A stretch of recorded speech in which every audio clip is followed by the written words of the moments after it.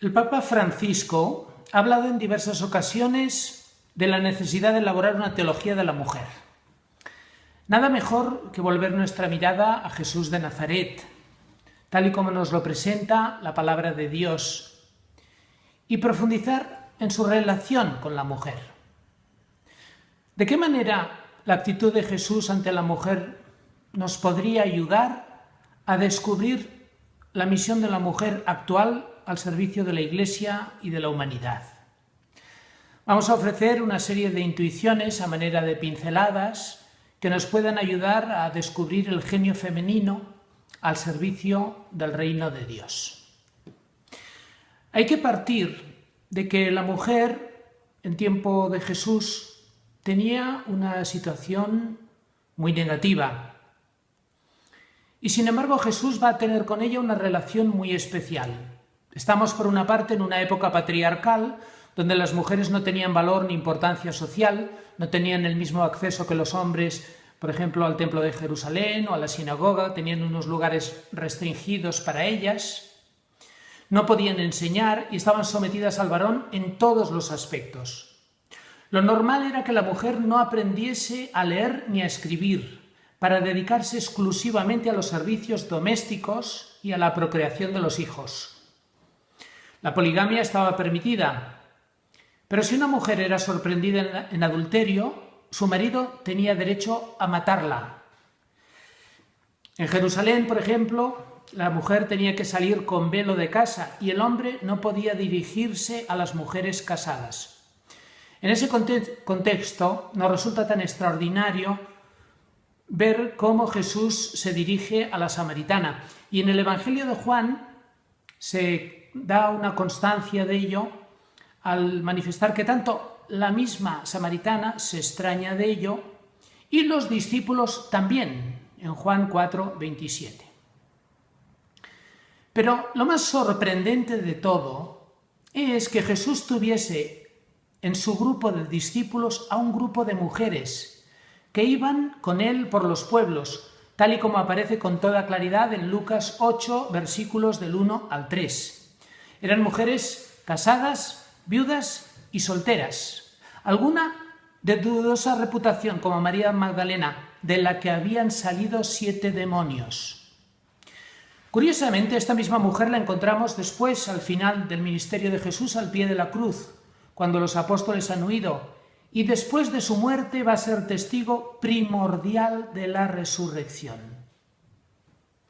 Jesús la envía a los apóstoles. También encontramos muchos casos sorprendentes, como la relación, por ejemplo, de Jesús con 2 hermanas, con Marta y María en Betania, etc. Es evidente que Jesús no se movía por las costumbres ni los prejuicios sociales y manifestaba una gran libertad de espíritu, tanto en sus gestos y actuaciones como en sus palabras. En muchas ocasiones, Jesús pone el ejemplo de una mujer como un referente, de un modo que, visto en el contexto de su época, se podría considerar como escandaloso. Por ejemplo, Jesús pone a las prostitutas por delante de los cumplidores de la ley y los fariseos. Lo vemos en Mateo 21, 31-32. Porque ellas escucharon la llamada a la conversión de Juan el Bautista y ellos, los fariseos, considerados justos, no cambiaron su vida ante el testimonio del Bautista. En otro lugar, por ejemplo, Jesús valora el amor que hay en una mujer pecadora que pasa por encima de la rectitud del fariseo, en la que se esconde una dureza de corazón y falta de amor. Lucas 7:36 y siguientes. Jesús se fija en la interioridad del corazón y no hace diferencias entre hombres y mujeres. No castiga a la adúltera y pone al varón frente a su propia responsabilidad y culpabilidad que la sociedad enmascaraba en el capítulo 8 de Juan. La mujer como seguidora de Jesús aparece en los evangelios como aquella que tiene en muchos casos una percepción más clara y rápida de la novedad de Jesús. Por ejemplo, nos encontramos el caso de la samaritana, que capta enseguida el mensaje redentor y sale a llevar la buena noticia del Mesías en Juan 4:29, porque se ha sentido conocida y amada por el maestro, por aquel que debía ser el Mesías. La samaritana, que era una hereje en la cultura judía, sale a evangelizar. Y en el mismo pasaje nos encontramos a los apóstoles que llevaban mucho tiempo con el maestro y que a duras penas comprenden por dónde van sus enseñanzas. Hay una contraposición entre los dos gestos, las dos actitudes. Juan 4, 31 y siguientes. Es por esto quizá que Jesús, después de resucitado, envía a María Magdalena y a las mujeres, quizá de una manera simbólica, a llevar el mensaje de la resurrección a los apóstoles. Pero vamos a ir haciendo una reflexión y vamos a ir dando una serie de pinceladas. En primer lugar, Jesús era el Hijo de Dios, en quien se unían perfecta e indisolublemente la naturaleza humana y la naturaleza divina. Pero al mismo tiempo, Jesús era varón. Por un lado nos dice la palabra de Dios que todo fue creado por Él y para Él, en la carta a los Colosenses 1:16. Pero era de género masculino. ¿Qué significado tiene su condición masculina como ser humano en relación a su condición divina? ¿Qué sentido tiene su masculinidad en relación a la redención y a la historia de salvación? Ahí tenemos una veta muy interesante para reflexionar. ¿Tiene importancia el género en el que se encarnó la segunda persona de la Trinidad?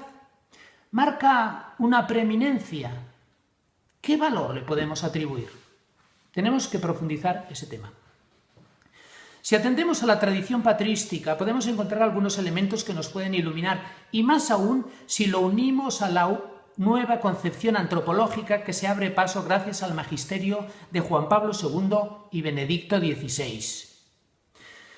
Es evidente que Jesús, al venir al mundo, nos está trayendo y comunicando la vida de Dios, la vida trinitaria, la vida que Jesús, el Hijo, ha vivido con el Padre. En muchos momentos, Jesús nos dice que todo lo que hace lo ha visto en el Padre, que se deja mover por Él, Juan 5, 19, 20. Nos está diciendo que todo lo que hace no viene de sí mismo, sino que es fruto de una relación primordial, de una comunión con el Padre. Al encarnarse, la misma relación que Jesús vivía en la Trinidad, de alguna manera la va a llevar a la historia, la va a generar dentro de la historia.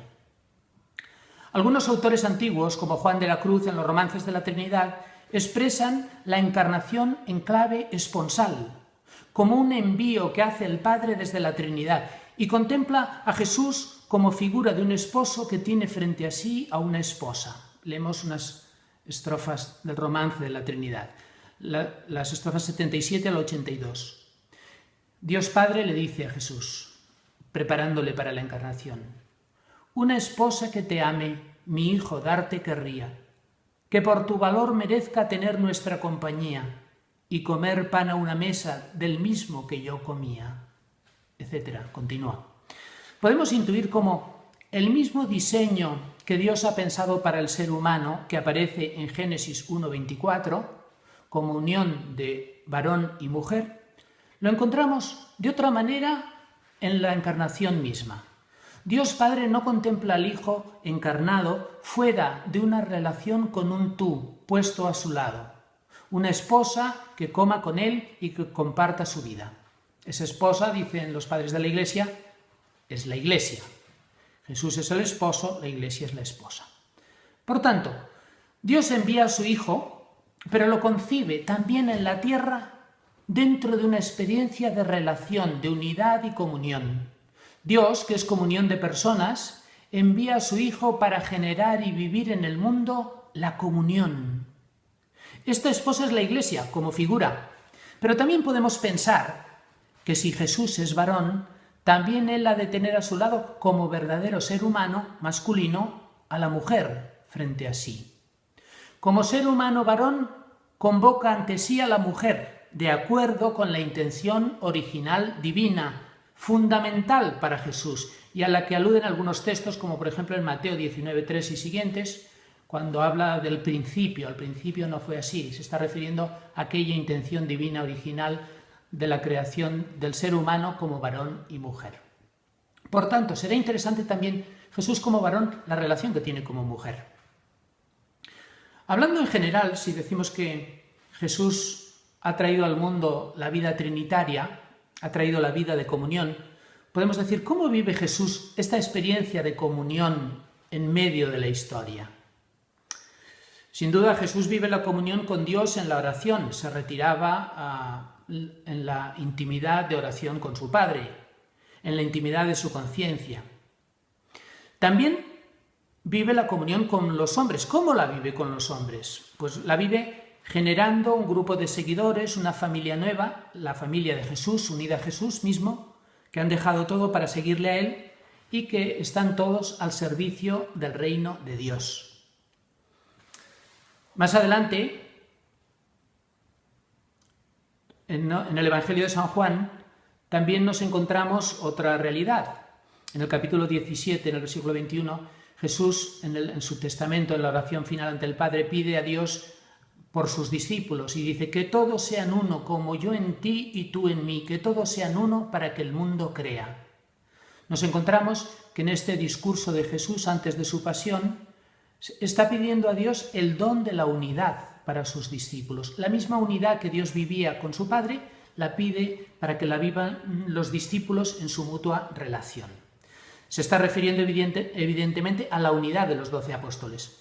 Pero esa misma expresión nos remite de una manera natural al tema de la unidad del principio, del varón y la mujer, llamados a ser una sola carne. En la creación Dios busca la unidad de la humanidad, la unidad del hombre y la mujer. En la redención Dios convoca a sus apóstoles y pide para ellos en el Evangelio de Juan el don de la unidad. Que todos sean uno como tú y yo somos uno, como el Padre y el Hijo son uno.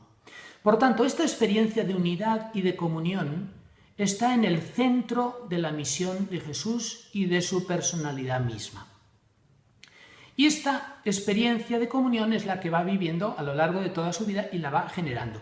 Más adelante, después de la muerte y de la resurrección de Jesús, con el inicio de la Iglesia, nos encontramos en los Hechos de los Apóstoles que se nos habla de la comunidad cristiana primitiva y que en ella se dice, en Hechos 4, 32, 33, la multitud de los creyentes tenía un solo corazón y una sola alma. Nadie consideraba sus bienes como propios, sino que todo era común entre ellos. Los apóstoles daban testimonio con mucho poder de la resurrección del Señor Jesús.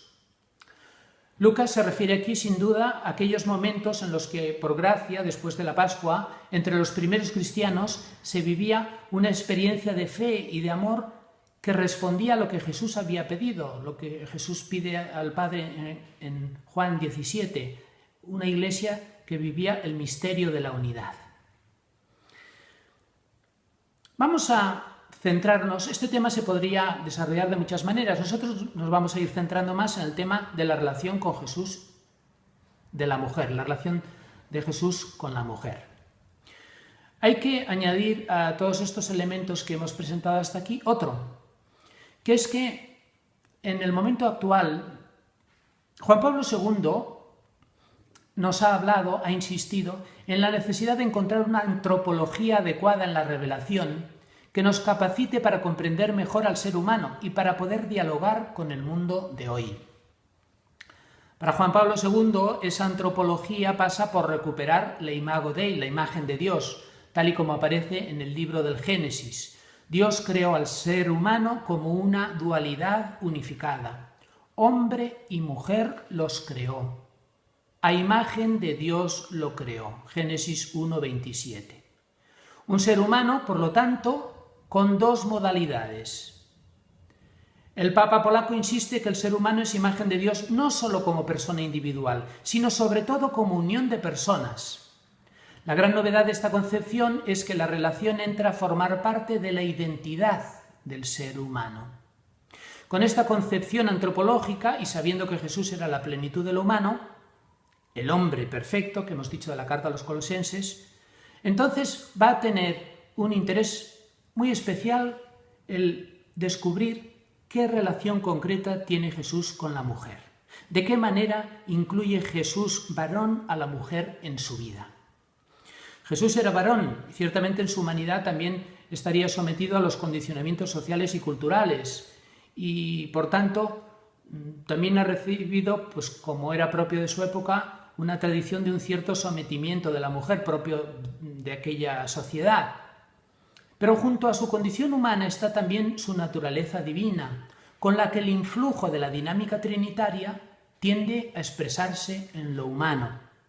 Esa naturaleza divina del Hijo es una apertura total al Padre, que es apertura a la verdad, al bien, a la belleza, a la bondad.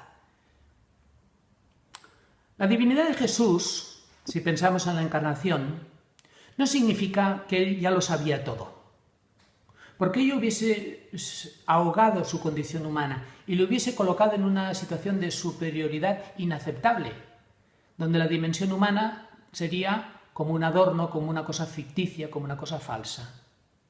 La experiencia humana de Jesús es más bien de kenosis y de humillación, despojándose de su rango divino hasta asumir la condición de esclavo, la carta a los Filipenses, capítulo 2. Pero esto no solo en el momento de la cruz, sino a lo largo de toda su vida. Jesús está atento a la verdad, a la realidad, y estará siempre abierto y receptivo para aprender de todos. La condición divina de Jesús no se expresa como una autosuficiencia, una superioridad fantástica sobre las cosas y un alejamiento de todo lo mundano. Contrariamente, Jesús está abierto a la vida, a la realidad, y desde esa apertura a la verdad que reconoce dentro de sí y que después descubre también ante sí, es capaz de contradecir y ponerse por encima de la ley de Moisés, de rechazar a los responsables políticos y religiosos, de ponerse a favor de los pobres. Es su capacidad para reconocer la verdad de cada cosa, lo que le hace disponible a la obediencia al Padre, lo que le capacita para escuchar y dialogar con todos, que le conduce a una profunda humildad que al mismo tiempo está llena de autoridad y valentía. La dinámica trinitaria en la que está constituido Jesús le hace reconocer la verdad, venga de donde venga. Y ello le convierte en un ser completamente libre, sin condicionamientos sociales, que puede reconocer y expresar dónde está la intención divina sin miedo a contradecir las leyes religiosas vigentes. Al principio no era así. Si la ley de Moisés decía esto, yo ahora os digo. Por tanto, aunque también parece que Jesús ha recibido los condicionamientos sociales del ambiente que lo rodeaban, no le esclavizan. Por ejemplo, podía interpretarse así el hecho, por ejemplo, de que en Caná de Galilea, en Juan 2:4, Jesús le dice a María que no se meta donde no le llaman. Bien dicho. Le dice... O cuando, por ejemplo, habla con la cananea, parece que se refiere a ella en un cierto tono de menosprecio que era común entre sus conciudadanos, con los cananeos y con la mujer. Pero a continuación Jesús no está esclavizado por esas influencias sociales, por esos condicionamientos, sino que va mucho más allá. Podríamos decir, para mostrar la gran revolución que Jesús nos presenta, que Jesús no tiene miedo a obedecer a la mujer. Y esto lo hace en diversos momentos fundamentales de su camino histórico. Lo hace con su madre, María, en las bodas de Caná, cuando él no quiere iniciar su misión pública y María le invita y le anima y en cierto sentido le empuja a hacer el primer milagro. Y de este modo Jesús inicia su misión pública. Podemos decir que Jesús vuelve a obedecer a la mujer en otro episodio aún más sorprendente, con la cananea, a quien en un primer momento trata con indiferencia, pero contemplando su fe y su humildad se deja convencer por ella. Lo vemos en Mateo 15:22, donde dice: mujer, qué grande es tu fe, que se cumpla tu deseo. Y ella, así de este modo, consigue que la misión de Jesús deje de estar circunscrita al pueblo judío y se extienda a todos los pueblos, también a los pueblos paganos. Su misión pase a ser universal. Incluso podríamos decir que otra mujer que le influye es la pecadora en casa de Simón, Lucas 7, 36, 50, cuyo gesto es alabado por Jesús, criticando la falta de amor del fariseo. ¿Acaso no será el mismo Jesús el que repetirá de algún modo el gesto de la pecadora para resumir el sentido profundo de la última cena, en Juan 13, 2, 16, no está repitiendo ese gesto de la mujer que le lava los pies con sus lágrimas, cuando Jesús lava los pies a los discípulos, mostrándoles el sentido último de su misión sacerdotal. Dentro del Evangelio de Juan, el lavatorio de los pies de Jesús a los discípulos revela el sentido último de la Eucaristía. Por tanto, vemos en tres momentos fundamentales de la misión de Jesús, para iniciar su misión, para ampliarla a todos los pueblos y para culminarla en la cruz, dejando la institución de la Eucaristía, vemos a Jesús, y estamos hablando simbólicamente, obedeciendo a una mujer. ¿Qué significa esto? ¿Qué sentido profundo tiene? ¿De qué manera influye la mujer en el varón Jesús de Nazaret? Podemos decir que María en Caná de Galilea le lleva a iniciar su misión en atención a las necesidades de aquellas personas concretas que por el motivo que fuese se quedaban sin vino. Por otro lado, la cananea, con su actitud de humildad invencible, le hace descubrir que hay verdadera capacidad para acoger los dones divinos también fuera de Israel. Y la pecadora, en casa de Simón, le hace descubrir o le hace ver o le hace manifestar a Jesús con un gesto de ternura femenina que la verdad de la vida está en el gesto de amor concreto y no en el cumplimiento de las normas o la ley. No es que la mujer esté por encima de Jesús, sino que más bien ella, unida a él, consigue que Jesús se dé a sí mismo plenamente, que sea un don para la humanidad. Es lo que de otra manera intuía o presentaba Juan de la Cruz, cuando presentaba al esposo delante de una esposa. Jesús no es una deidad autosuficiente que baja a mostrar su condescendencia con los humanos, sino que suscita entre los hombres la misma dinámica de relación y reciprocidad que le constituye a él trinitariamente. De este modo realiza la imago Dei en plenitud. Jesús es el hombre perfecto, es el nuevo Adán, convocando a la mujer a la intención divina, que se realiza por él, con él y en él. Pero la mujer es aquí la primicia de toda la humanidad redimida. ¿Qué han hecho estas tres mujeres en su relación con Jesús?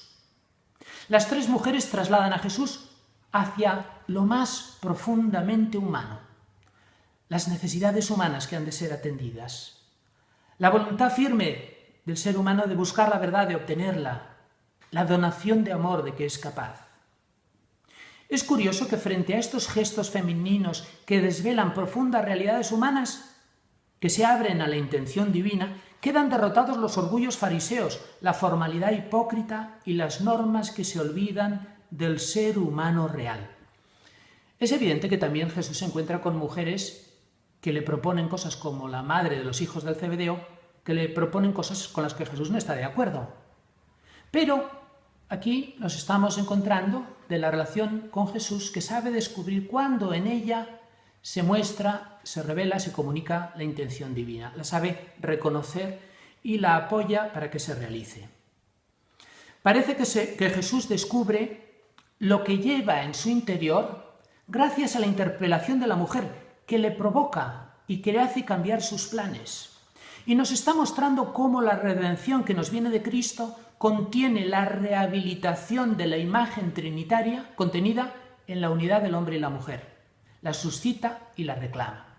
Por tanto, Jesús, cuando viene al mundo, realiza la imagen divina convocando a la unidad, a la reciprocidad, a la relación, haciendo sacar de la mujer y haciendo sacar del otro, en general, lo mejor de sí para realizar la intención divina.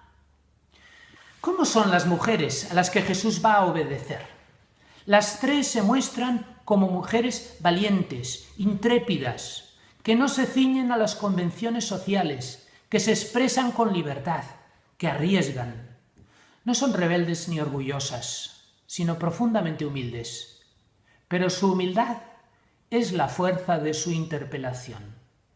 Poco que ver con la imagen sumisa, callada y servicial que algunos teníamos. Son mujeres que provocan una situación complicada, difícil, que ponen a Jesús en un compromiso, que no les preocupa el que dirán ni quedar bien, no tienen miedo. Ellas son las que provocan el cambio, la interpelación que lleva a progresar en la misión del reino. Así como Dios Padre necesitó el sí de una mujer para encarnarse humanamente en este mundo, el Hijo continúa necesitando hoy y continúa teniendo hoy, en cierto modo, el apoyo y la ayuda adecuada de la mujer para realizar su misión redentora.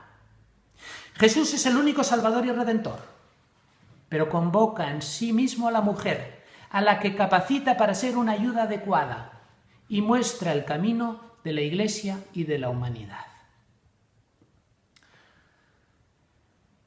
Por tanto, vamos sacando ya algunas reflexiones de estas intuiciones, de estas pinceladas que vamos dando, que tendrían como un desarrollo muy grande, pero que solamente queremos iniciar.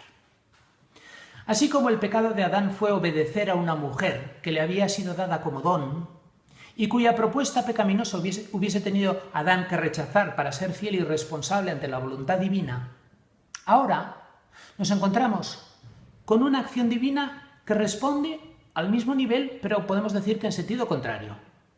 La redención no es algo externo, sino que va a afectar al hombre en su interior, también a su constitución relacional y esponsal. El Redentor reconstruye al hombre y la mujer y la relación entre ambos. Jesús obedece a la mujer, al reconocer en ella la ayuda adecuada para descubrir el plan de Dios y avanzar en él. Evidentemente no obedece a la mujer si le lleva fuera del plan de Dios. Pero no solo obedece a la Virgen Santísima, sino también a una mujer extranjera y heterodoxa. Y también obedece a una antigua mujer pecadora de mala vida, porque reconoce en su interpelación la intención y la voluntad de Dios. Es como si Jesús devolviese a la mujer la inmensa dignidad pensada por Dios en la creación y ve en ella una capacidad extraordinaria para abrir nuevos caminos al hombre con su genio femenino. Jesús, al dirigir su mirada hacia la intención divina original, al principio no fue así, está regenerando al hombre y la mujer. Jesús acoge el don de la mujer y con su mirada de amor la convoca a seguirlo, la reconstruye y la redime, haciendo posible que realice su misión original. Juan Pablo II ha señalado que a partir del segundo relato de la creación vemos que Dios ha asignado al hombre la misión de acoger el don de la mujer que le ha sido confiado y que asegure el intercambio y la reciprocidad. Lo dice en la audiencia general número 17 de febrero, dos audiencias del 6 y del 10 de febrero del año 1980.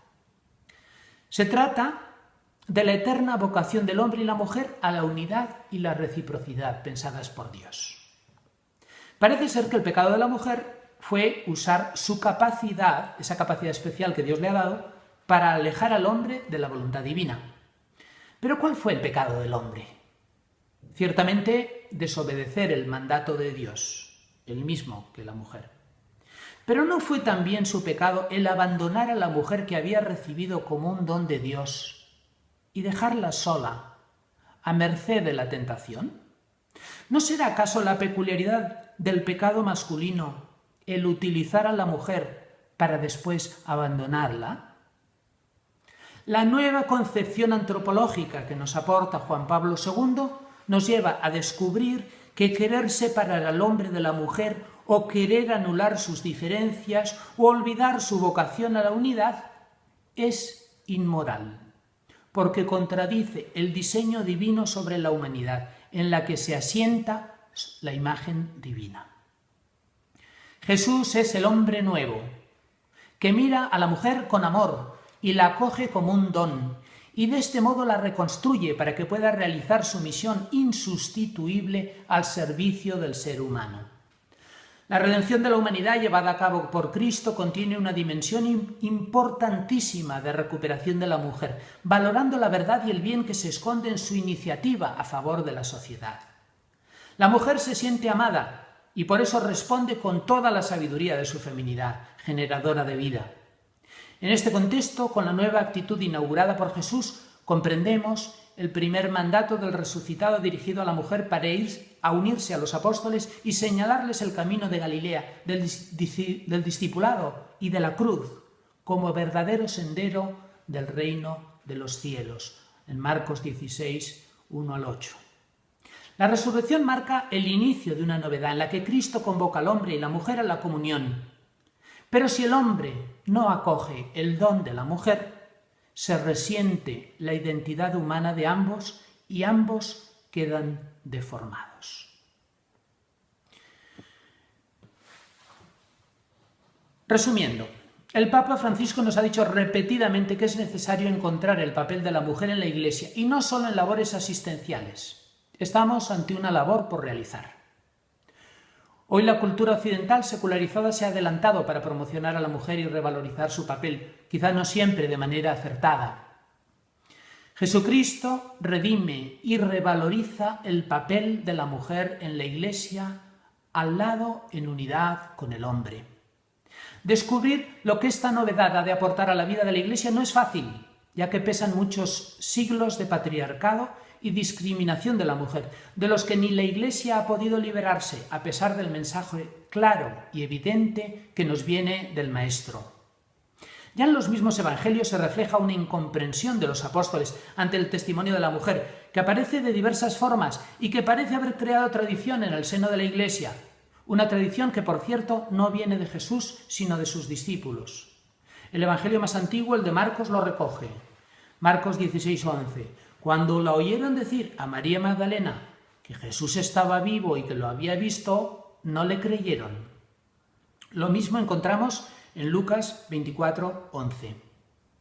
Durante siglos ha influido negativamente en la Iglesia las palabras de San Pablo de 1 Corintios 14, 34, que la mujer calle en la asamblea, que se sometan como lo manda la ley. Estas palabras se han sacado del contexto particular y pastoral en las que el apóstol las escribió para una comunidad concreta, y se ha querido hacer de ello una ley general que no corresponde en absoluto al pensamiento de Cristo. Teresa de Jesús, gran santa y doctora de la Iglesia, fue definida en su época por Felipe Sega, nuncio de su santidad en España, como una fémina inquieta, andariega, desobediente y contumaz, que a título de oración inventaba malas doctrinas, andando fuera de clausura contra la orden del Concilio de Trento, enseñando como maestra contra lo que San Pablo enseñó, mandando que las mujeres no enseñasen. El mismo Jesús sale a defender a Teresa en la oración íntima que Jesús tiene con Teresa de Jesús, y le anima para que no se deje vencer por las presiones que recibe, y la anima para que vaya adelante con su misión fundacional, diciendo a los defensores de lo que, cita de la relación número 19, de lo que San Pablo dice del encerramiento de las mujeres, que no se sigan, hay que decirles a los que dicen esto, que no se sigan por una sola parte de la Escritura, que miren otras. Esto le dice Jesús a Teresa. Y también le dice que a Dios no se le puede atar las manos, que Dios hace lo que quiere.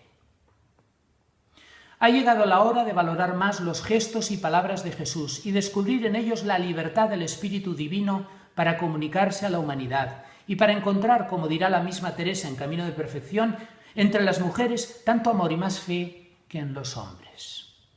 Hoy más que nunca resulta indispensable el genio femenino para renovar la Iglesia y la humanidad. Teresa de Jesús fue la primera mujer doctora de la Iglesia y la han seguido otras, pero falta mucho camino por hacer. Y la presencia de la mujer en la Iglesia es una asignatura pendiente a muchos niveles. No se trata del tema de la ordenación de la mujer, sino de la presencia de la mujer en ámbitos de responsabilidad y decisión eclesiales. También hoy debemos estar dispuestos a escuchar a la mujer y obedecerla, considerando la posibilidad de que en ella hable el Espíritu Santo en el seno de la Iglesia, tal y como hacía Jesús mismo. Si el hombre no acoge el don de la mujer y decide por su cuenta, sin tener en cuenta la mitad de lo humano, es difícil que pueda acertar, porque se aleja de la intención divina, que es la unidad del hombre y la mujer. Y esto no es exigir actitudes democráticas ni luchar por el poder, sino desarrollar la antropología cristiana que encontramos en la revelación. La Iglesia y la humanidad solo pueden encontrar su propia identidad y la solución a sus problemas en la relación de unidad del hombre y la mujer. La mujer tiene una sensibilidad especial, tiene unas prioridades propias, tiene su manera de ver las cosas, sus propias soluciones.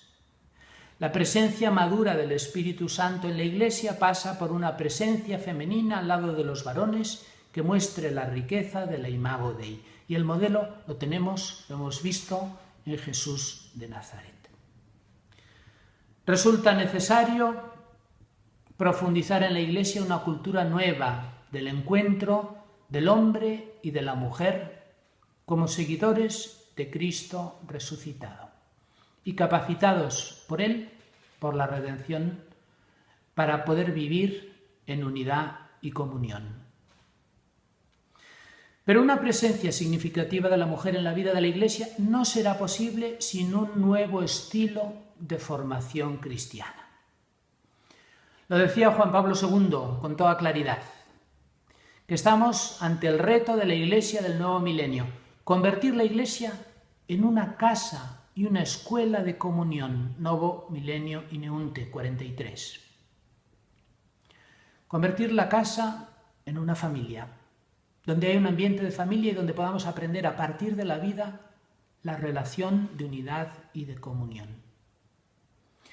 El paso de la espiritualidad individualista en la que nos hemos formado tradicionalmente hacia una espiritualidad más comunitaria, una espiritualidad de comunión, nos hará descubrir la riqueza del pueblo de Dios y el papel fundamental de la mujer en él. Gracias.